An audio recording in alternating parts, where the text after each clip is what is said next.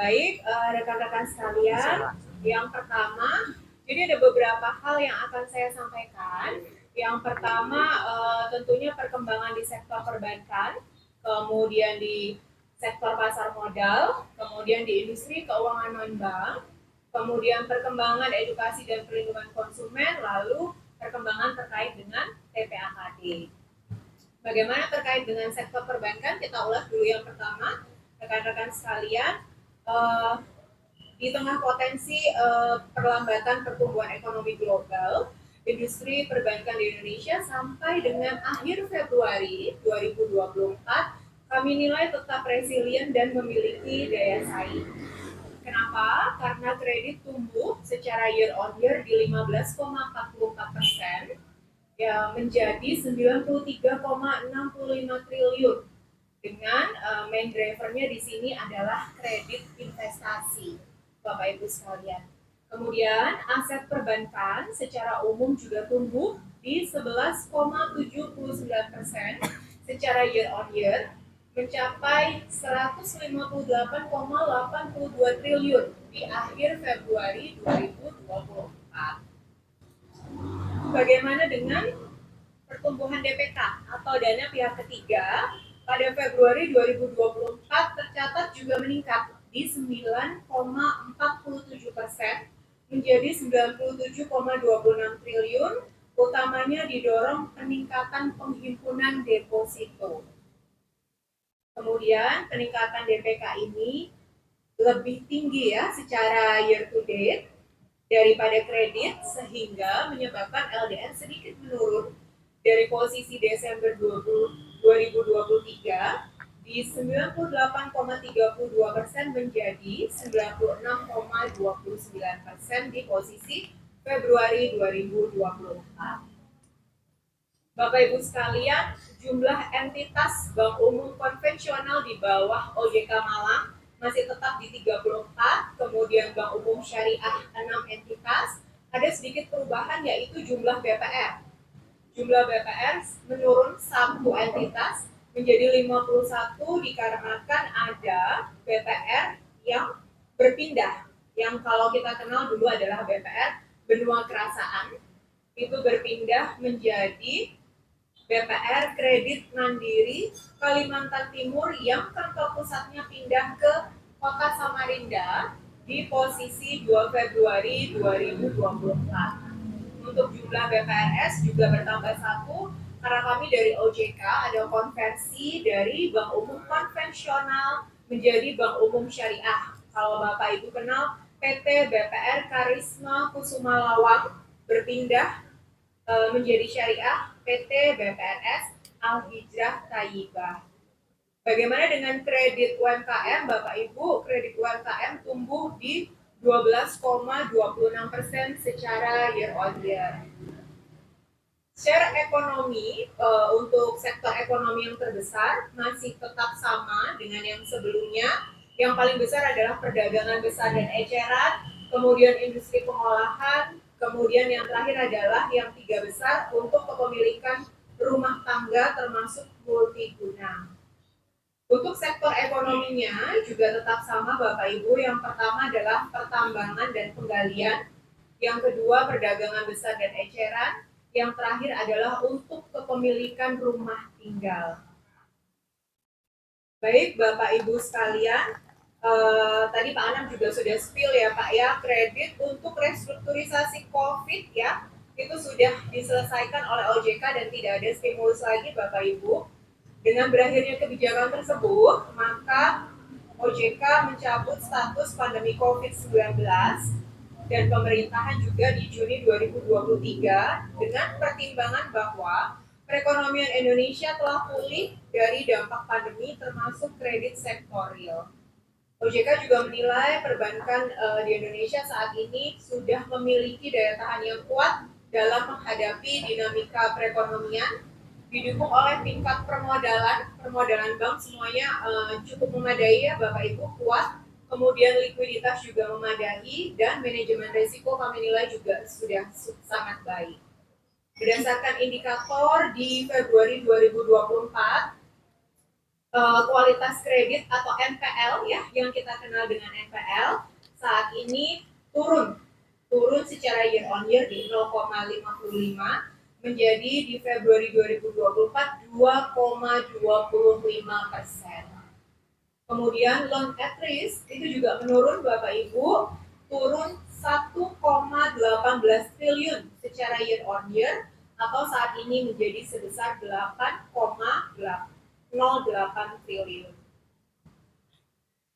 Bagaimana dengan perkembangan pasar modal di wilayah kerja Malang Raya dan sekitarnya?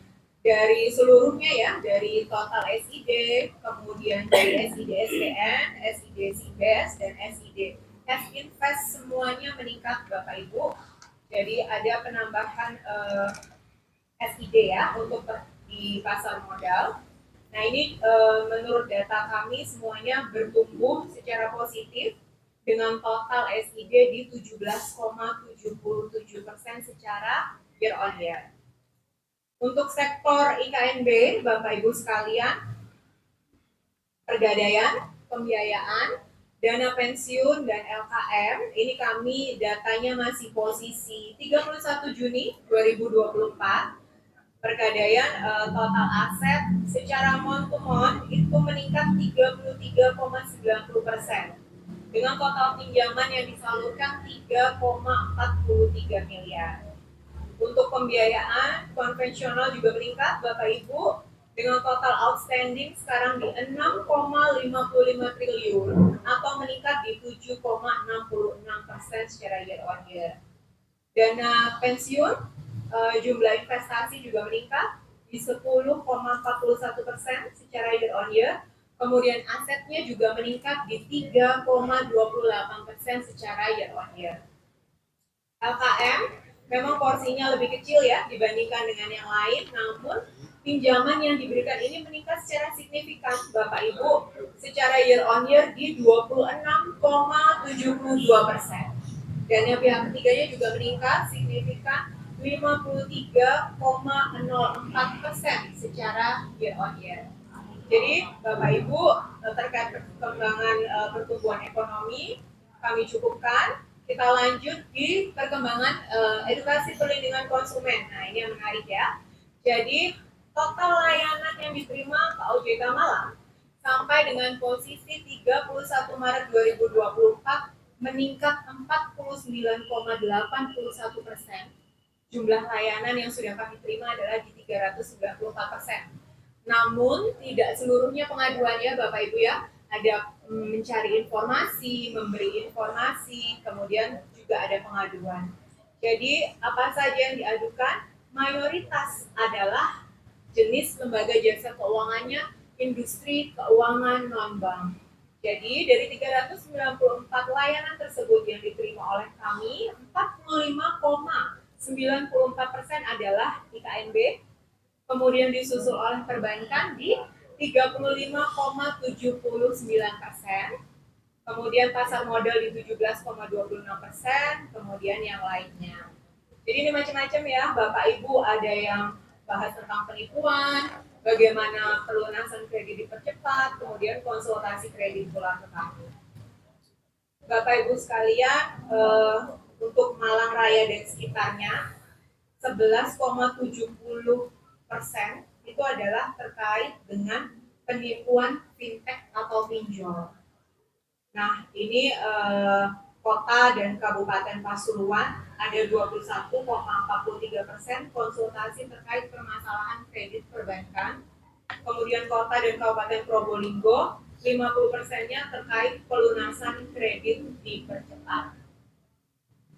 Nah, Bapak Ibu sekalian, menjelang kita mau lebaran ya nanti, saya titip untuk diberitakan juga kepada masyarakat modus-modus penipuan apa sih yang marak terjadi gitu ya. Kita sama-sama mengedukasi masyarakat. Jadi ada beberapa macam nih, kami sudah simpulkan, ada kurang lebih 4 macam, di siaran pers juga sudah kami tuliskan secara detail. Yang pertama tentunya transfer dana pinjaman online ke pihak yang tidak melakukan peminjaman, kemudian diteror oleh oknum debt collector. Nah ini kami sudah terima pengaduan ya sebanyak 23,88%.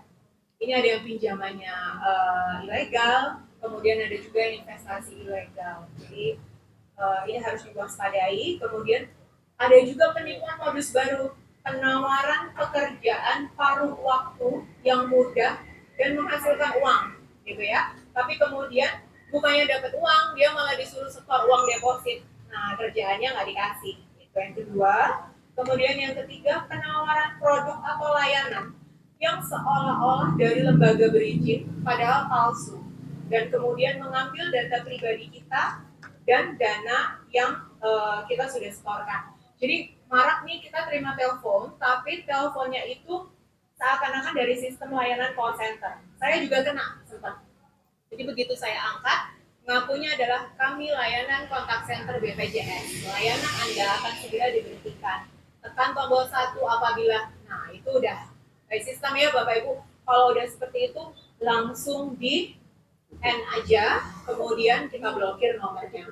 Jadi nomornya biasanya nomor handphone. Yang telepon saya kemarin nomor handphone. Kemudian yang kedua, nah ini yang dari kemarin-kemarin sudah ada ya. Jadi penipuan pemberian hadiah dari marketplace. Nah biasa ibu-ibu ini sering belanja gitu ya. Lupa belanjanya lewat Shopee atau Tokopedia atau marketplace yang lain, tiba-tiba ditelepon aja gitu sama orang tidak bertanggung jawab, kemudian meminta sejumlah uang agar hadiah bisa ditransfer. Kemudian kejahatan digital yang lain Bapak Ibu, ada social engineering, card tapping, kemudian phishing dan skimming. Jadi kami mohon Bapak Ibu bisa menyebarkan ke masyarakat supaya kita sama-sama tidak terjerat hal-hal yang seperti ini menjelang Lebaran nanti. Kemudian Bapak Ibu kami informasikan juga selama bulan Ramadan kemarin OJK Malang telah melaksanakan berbagai kegiatan sangat banyak sekali yang kita namakan dengan Gerak Syariah, yaitu dengan singkatan tadi Gebyar Ramadan Keuangan Syariah. Gerak Syariah ini dilakukan oleh Otoritas Jasa Keuangan se-Indonesia. Kami di Malang melakukan banyak hal. Yang di tanggal 20 Maret 2024 saya talk show di RRI dengan waspada investasi ilegal, kemudian pinjaman online ilegal kepada masyarakat. Kemudian kami di tanggal 22 Maret melakukan sebar takjil Ramadan. Ada yang lewat OJK mungkin waktu itu naik motor? Nggak ada ya. Kami melakukan sebar takjil kurang lebih 600 paket. Kami berkolaborasi bersinergi dengan FKIJK Malang, ada Bank BRI, PSI, ya, Pegadaian, PNM, banyak lagi.